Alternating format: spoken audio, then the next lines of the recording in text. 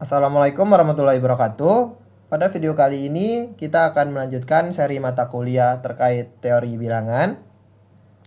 Khusus video ini kita akan membahas tentang konsep dari FPB.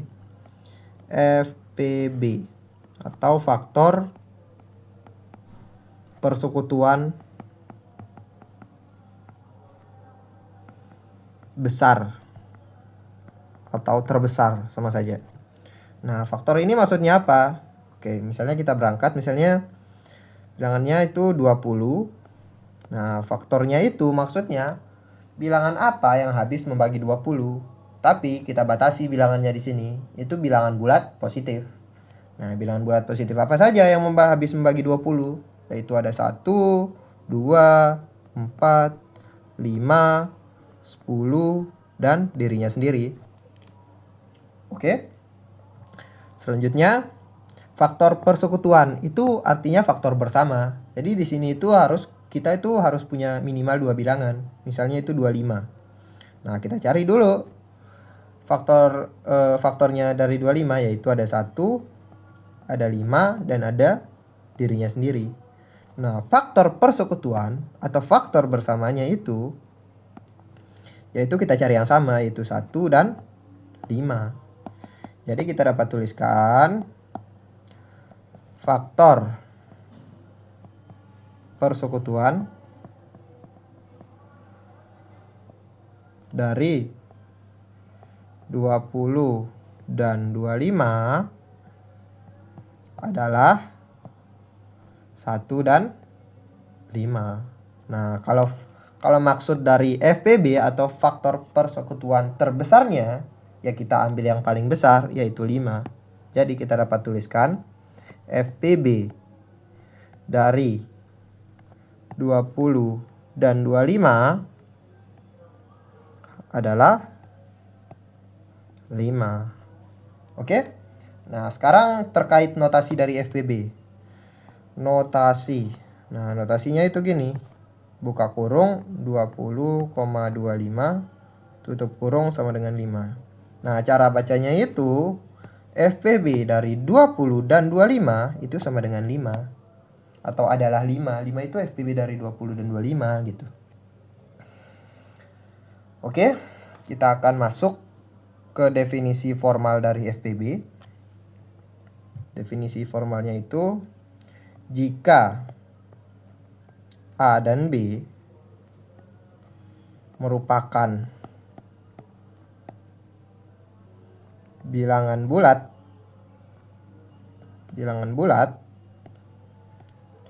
yang sekurang-kurangnya satu di antaranya tidak boleh sama dengan 0, karena kalau keduanya 0 itu kita nggak dapat apa-apa gitu. Maka FPB dari A dan B kita bisa tuliskan FPB-nya itu merupakan A, B itu sama dengan C jika apa? Jika A di sini habis dibagi oleh C dan B juga habis dibagi oleh C. Oke? Jika A habis dibagi oleh C dan B habis dibagi oleh C. Nah, tentu nggak cuman C yang habis membagi A dan B. Pasti mungkin ada bilangan bulat positif lain gitu. Oke? Misalnya itu D. Jadi misalnya kita D. Jadi A ini habis juga dibagi oleh D dan B juga habis dibagi oleh D. Oke. Tapi karena FPB-nya itu C, maka D di sini itu harus kurang dari sama dengan C. Jadi C ini yang paling besar gitu. Oke, ini definisi formal dari FPB. Selanjutnya kita akan masuk ke konsep selanjutnya yaitu jika A dan B, FPB dari A dan B itu C, maka FPB dari A per C dan B per C itu sama dengan 1.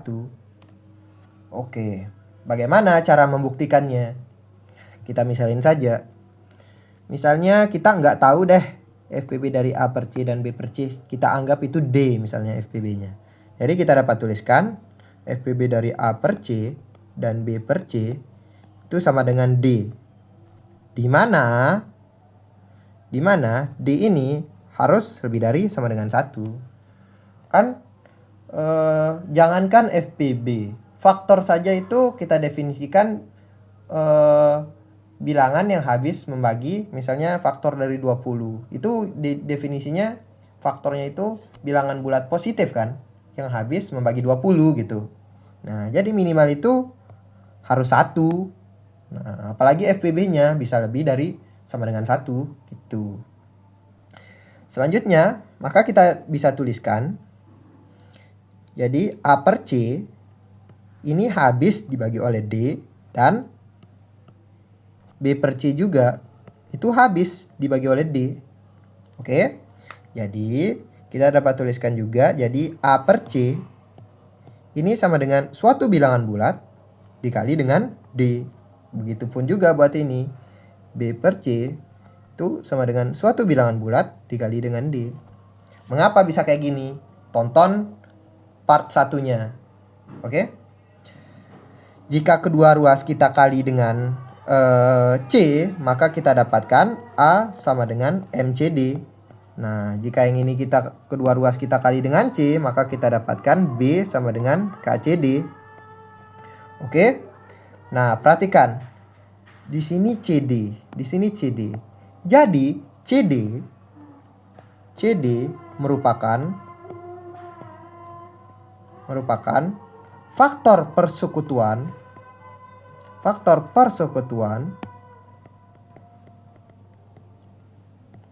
dari apa? Dari A dan B. Dari A dan B. Oke? Nah, jadi CD yaitu faktor persekutuan dari A dan B itu harus kurang dari sama dengan FPB dari A dan B, yaitu C. Ya, yaitu C. Nah, jika kedua ruas kita bagi dengan C, maka kita dapatkan D kurang dari sama dengan 1. Nah, asumsi awal kita tadi D itu lebih dari sama dengan 1, tapi hasil akhirnya kita dapatkan D itu kurang dari sama dengan 1. Jadi kita dapatkan jika keduanya kita iriskan, maka kita dapatkan D lebih dari sama dengan 1. Kita iriskan dengan D kurang dari sama dengan 1. Maka konsekuensinya itu D itu harus sama dengan 1. Nah, D itu apa? D itu apa? FPB dari A per C dan B per C. Jadi, ini itu benar ya. Terbukti ya. Terkait ini. Oke, kita lanjutkan konsep FPB selanjutnya. Terkait algoritma pembagian. Nah, misalnya kita punya persamaan B sama dengan A kali H plus S. Nah, ini maksudnya B ini bilangan yang akan dibagi, A ini pembagi, dan S ini sisa bagi. H ini hasil bagi. Oke? Nanti konsepnya itu nanti haruslah FPB dari B dan A itu sama dengan FPB dari A dan S.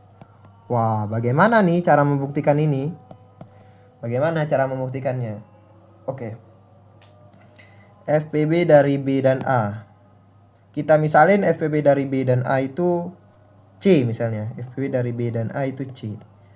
Maka B habis dibagi oleh C dan A juga habis dibagi oleh C. Oke? Selanjutnya bagaimana? Oke. Jadi kita dapat tuliskan B ini sama dengan suatu bilangan bulat dikali dengan C. Begitu juga buat yang ini, berarti A merupakan suatu bilangan bulat dikali dengan C. Oke. Selanjutnya FPB dari A dan S. FPB dari A dan S itu sama dengan D misalnya. Oke. Jadi A di sini itu habis dibagi oleh D. Dan S juga itu habis dibagi oleh D. Oke. Oke. Sebenarnya kita nggak butuh ini sih. Perhatikan. C di sini, B di sini, iya betul C. C itu habis membagi B. Jadi B ini habis dibagi oleh C dan A juga habis dibagi oleh C. Sini A itu habis dibagi oleh C. Jadi konsekuensinya itu S juga habis dibagi oleh C. Jadi konsekuensinya S juga habis dibagi oleh C.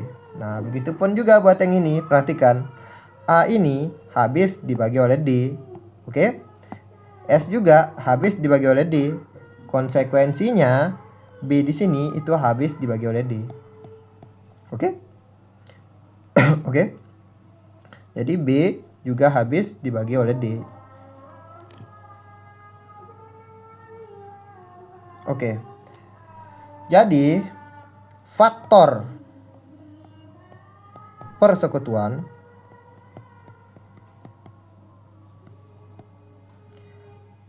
A dan S, ya ini, itu merupakan C dari A dan S adalah C.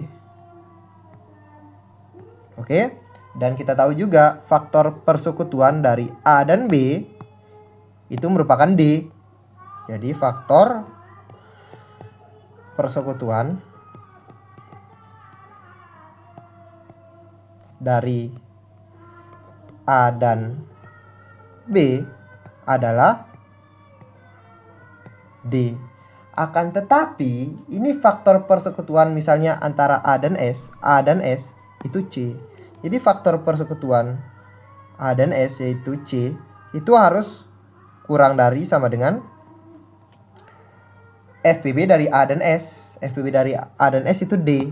Oke, jadi harus kurang dari sama dengan D. Dan juga faktor persekutuan dari A dan B itu D. Jadi D itu harus kurang dari sama dengan ya FPB dari A dan B, yaitu C, harus kurang dari sama dengan C. Jadi jika kita iriskan, maka kita dapatkan kesimpulan bahwa C itu harus sama dengan D. Nah, C itu apa? D itu apa? C dan D itu FPB dari A dan B dan A dan S. Jadi kesimpulannya itu FPB-nya itu harus sama. B dan A dengan A dan S itu harus sama. Jadi terbukti ya. Ya, mungkin sekian video dari saya. Mohon maaf jika ada kesalahan kata. Wabillahi taufiq wal hidayah. Wassalamualaikum warahmatullahi wabarakatuh.